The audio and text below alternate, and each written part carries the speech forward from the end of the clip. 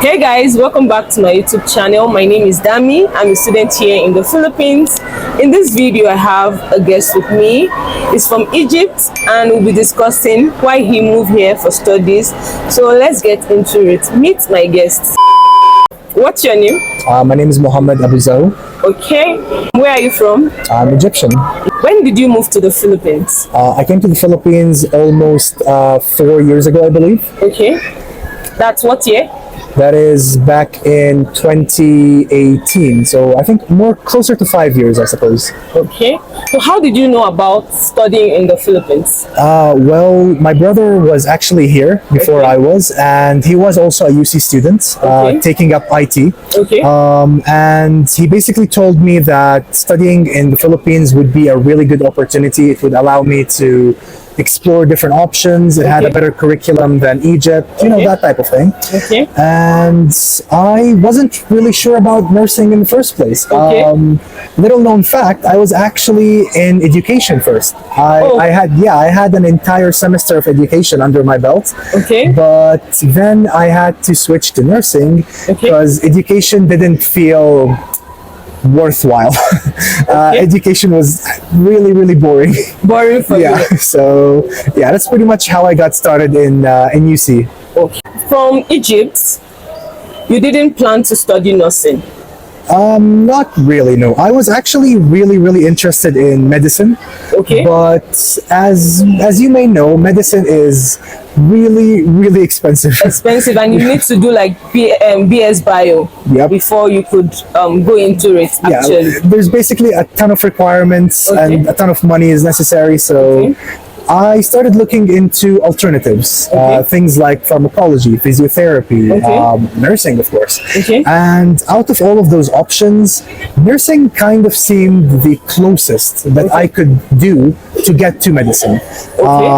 This, of course, led me to kind of look around the Philippines and see what I can, like, what kind of university I can join. And surprisingly enough, UC had a very competent nursing curriculum. So when I found that out and when I got bored of education, you switched to... Yeah, it seemed like the most logical step at the time. So are you planning to take medicine after nursing? That is a good question. I'm not sure, to be honest. I think it largely depends on how much I make in the future, because I do plan on working as much as I can before even thinking about going into medicine. And if I do manage to, you know, get a lot of experience under my belt, get a lot of you know, funds under my belt as well, I think that would be enough motivation for me to maybe go into medicine in the future. When your brother told you about Philippines, so what was the next step you took to be able to study here in the Philippines? Well, as an Egyptian, yeah, that's I don't think it's anything too special, really. The steps are the usual, you know. As an Egyptian, first thing you gotta do, of course, is get the visa. Are you guys visa on arrival? Visa before. Visa before.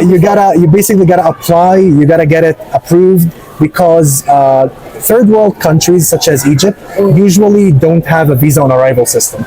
Yeah, you need to basically apply like months in advance before you even get the chance to really even set foot in the Philippines. Do they have like Philippine embassy in Egypt? They do, yes. And the procedure itself is fairly simple. All you gotta do is go there, get your visa applied, pay a certain amount of money that's not really too much, and then you're pretty much set to go. One thing that I'm not sure if a lot of people do or not, but one thing that I did was I applied for a tourist visa, not a student one. And I think I applied the tourist visa for like a week or something like silly like that. And then I flipped it as soon as I came to the Philippines at the immigration agency here. So that saved a little bit of money, but I don't know how ethical that is. What was your first impression of the Philippines when you moved here? Very different. Really? It's a very different world, really. Egypt and, well, the Middle East in general is a very conservative place. Especially with women. That is the number one thing that I noticed as soon as I came here. Women are very let me think of a good word. I want to say regulated, but that doesn't sound good. They're like it's very conservative in the way that everyone is covered up. Everyone is very, timid. Like in Egypt, in Saudi, in any Middle Eastern country. Really. Okay. So when I came here, I saw that women are much more Free. yeah, free, much more open, like much more, let's say, revealed, for lack of a better word. Okay. Yeah, that the openness of people to say whatever they want, to do whatever they want. Okay. Just everything was just like weird. It was just a very, very weird transition for me. Not bad weird, but like like weird in the best sense, really. So yeah, I think it took me like a couple of months to get me situated here. Yeah. But after that, I started feeling really, really at home here. Because like in Egypt, maybe women don't communicate so much with men, right? Yeah. And then you're here, you just find yourself in an open space where guys can talk to a lady, you can go out. How The difference is pretty huge, really. what are the things you wish you know before you started schooling in the Philippines? Things that I wish I knew. How bad the language barrier can get. Okay. That is something that I did not expect to be a problem here. Okay. Because it's very common knowledge that the Philippines is English speaking. Everyone in the world knows that. Everyone travels to the Philippines because of that. Okay. But after coming here and after doing, multiple rotations, multiple duties at different hospitals, Okay. you can really, really tell the severity of the language barrier. Okay. If you're not fluent in Tagalog, and I do mean 100% fluent in Tagalog, you will encounter problems. You will have problems here, work-related problems. Okay. So if there's one thing that I wish I knew is, just Tagalog. There's just enough Tagalog to allow me to function here without relying on English too much. Yeah, I know how difficult this can get because I'm also a nursing student. Sometimes when you try to communicate with the locals, like some cannot really relate to you, maybe because of your accent or just one or two factors like that. So you started studying immediately you arrived, right? What can you say about the educational system as compared to schooling in Egypt? Oh yeah, actually I have a very good point about that. When I first wanted to go into nursing school here, I immediately noticed the biggest difference between the nursing schools in Egypt and the ones in the Philippines. Okay. The Philippines is much more on practice, much more practical than the ones in Egypt. Okay. Egypt's nursing schools are very, very theoretical in nature. Okay. Pen and paper is the day-to-day activities of your nursing school there. Okay. You go there, you take a quiz. Your RDs are mostly theoretical as well, which is insane to me. Okay. But when I came to the Philippines and when I went into our second year, when we first started doing our duties, you really start to notice the difference. You start to notice how good it is to have these types of duties. So if there's one big difference is that the amount of experience that you can get in the Philippines is far superior to the ones that you can get in most other countries. Okay, so actually on my channel, I've been talking to people schooling in Dagupan, and this is Baguio. What can you say about the student-teacher relationship here? Student-teacher relationships. It's very skewed, I want to say, very 50-50. Okay. Because I think every school has its, that one teacher, the teacher that everyone just wants to avoid at all costs. Okay. Like, the one teacher where basically if you get assigned that instructor, you better pray. You better have some wishful thinking ready. Okay. So but in general, excluding those types of teachers, in general, I want to say that student-teacher relationships are actually really, really healthy here. Okay. Super friendly. Sometimes you can even really learn a lot from them. Yeah, like real life tips as well from them. Like, what do you do after graduation? Yeah. How do you go around taking your board exams? Okay. What to do in order to get the most experience possible. Okay. Like, some instructors are really willing to go out of their way to teach you more and Yeah. to help you out as much as they can. Okay. So yeah, I really do love the teacher relationships here. When we talk about student relationship here, how is it? Student relationship. Well, if you're a As per a foreigner, foreigner. if you ask a Filipino, they're probably going to say, you know, it's good, it's friendly, that type of thing. Okay. If you ask a foreigner, though, yeah, there's no way around it, really.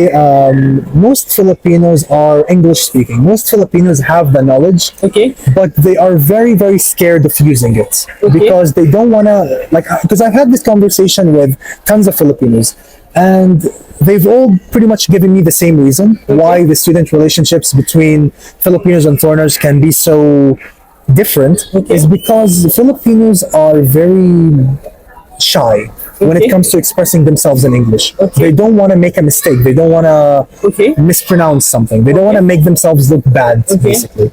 So I think that's the only like real barrier. But if you do meet someone and you really mesh with them and it feels like you guys can have like a really good relationship, Yeah. then most of them don't really care about that language barrier in the first place. They're going to talk to you in broken English and you're just gonna have to accept that. You know, it's Okay. not gonna be a problem. It's gonna be more of a benefit, really. So yeah. So since you left Egypt to the Philippines, what are the good things you've experienced as compared to living in Egypt? The good things are, You've experienced. well, I can think of two off the top of my head. Okay. Three, actually. Okay. The first one would, of course, have to be the education. The education level here is much more superior than Okay. the ones in Egypt, in my opinion. Okay. You get a lot more experience. You get to talk with a lot of different people, see a Okay. bunch of different cases. Okay. It's really like invaluable. Okay. The second point is it's much better economical wise. Okay. If you work here, you can get paid much better than you would in Egypt. Okay. So, meaning that if I graduate from here, it can pretty much increase my chances of getting a job that pays better than if I would in Egypt, for example. Okay. The third and last point, this is something personal, but I want to say that the ability to speak and to train and practice myself and like just practice English, practice speaking English is like invaluable. It is super helpful because if I was living in Egypt, English would probably just die out. My English would actually just cease to exist. Because Arabic is the one and only spoken language. So yeah. When you moved here, were you already like fluent in English? I was, yes. So was it that you trained yourself, or is it an acquired knowledge or school stuff, like you were trained in school? It was a little bit of both, I want to say, but it was mostly by myself because I basically trained myself in English by using entertainment, movies, TV shows, that type of thing. And school was my only place to practice speaking to an actual English-speaking person. Because my school back then had a couple of teachers from India and Pakistan. And of course, they would only speak English. So that would allow you to practice your English in like an actual environment. Right? So yeah. So what do you feel like is the struggle of foreign students here in the Philippines? I mean, this is directly related to the other question as well, really. It depends on the student's situation. There are some students that would struggle with financially because they're not really expecting how much the fees are going to like pile on. You know, because you're not thinking about only university. You're also thinking about you know, rent, the visa, the necessities in your day-to-day, the rides, if you ever travel outside. You basically, if you're having a really bad financial situation, then that's one thing to think about for students. So if I would say like the most difficult thing for students here Probably language, to be honest. Language. Like I wouldn't like, because most people don't really have financial issues here. Most foreigners I've seen, Okay. they never really have financial problems per se, but they usually have language issues as the main concern.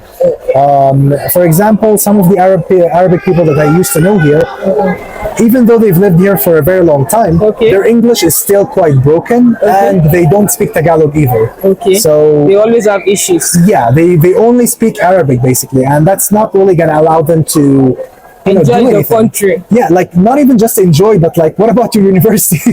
Like Yeah. you're not gonna be able to finish your course really if you don't know English. So Yeah. if there's one recommendation, it's be fluent in either English or Tagalog before coming here. Don't come here and then learn. That's not good. That's not efficient. So yeah. I think we have come to the end of this interview with you.